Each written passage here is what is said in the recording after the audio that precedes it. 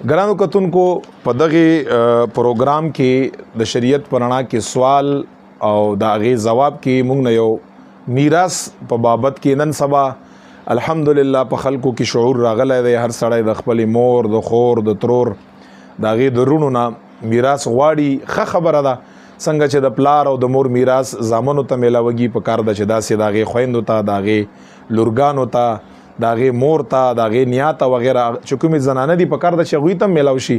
په شریعت کې الله تعالی هغوی له خپل حق ورکړی دی. نو میراث په بابت کې سوال کړی دی. سوال یې دا کړی دی چې مور د پاره په میراث کې څومره حصه ده او د ښځې د پاره په میراث کې څومره حصه ده. اسې خو عام طور باندې میراث یو بهترین علم دی. حضور علیه السلام فرمایي فانها نصف العلم، دا میراث دا نیم علم دی. چا چې میراث زده که دا داسې دی لږه نیم علم یا چې زده که فضیلت والا علم دی. علما یا په مدارسو کې پړوي او ضروری خبره ده چې په دې باندې هر انسان ځان پوهی کا چې د تقسیم د میراث نه خبر شي. نو مختصرا جواب زه د غرور د پاره کومه چې ښځې د پاره چې هغې ته پاره به کې زوجه ویل کېږي. د ښځې د پاره هم دوه حالات دي. مور د پاره اصل کې په میراث کې درې حالتونه دي، خو چونکې بس دا دوه حالت داسې دي چې په دواړو کې 1/3 دی ثلث دی، نو زه به هغه دوه حالت بیان کړم ترېنه.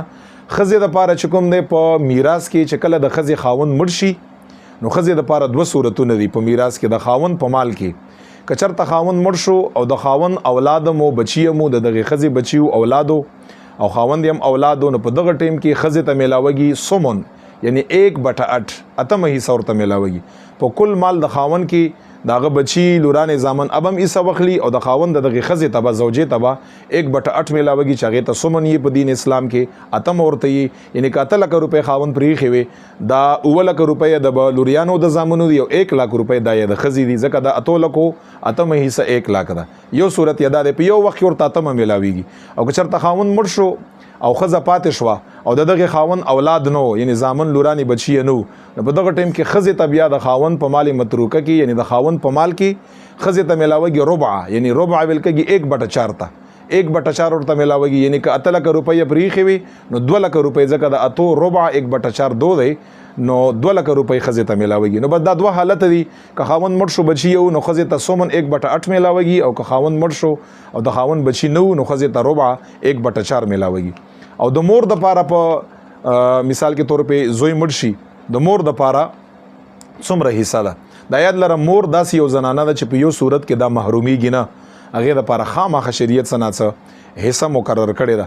نو مور د پاره یو صورت دا دی چې که چېرته زوی مړ دی او د زوی بچیم دی مور سره اولاد دی مذکر اولاد دی یعنی زامن یا مؤنث اولاد دی او مور یې هم په دغه وخت کې چې بچي اولاد یې یا د میت خویندې رونه ورسره نوري نو که هر طرف نه یي که اعیاني یعنی پلار شریک مور شریکي که هر طرف نه یا خویندې رونه یي یا د میت دغه مړي خپل بچي او مور یې مي نو مور ته په دغه ټایم کې شپږمه میلاوږي. سدس ورته یي 1/6 ورته میلاوږي.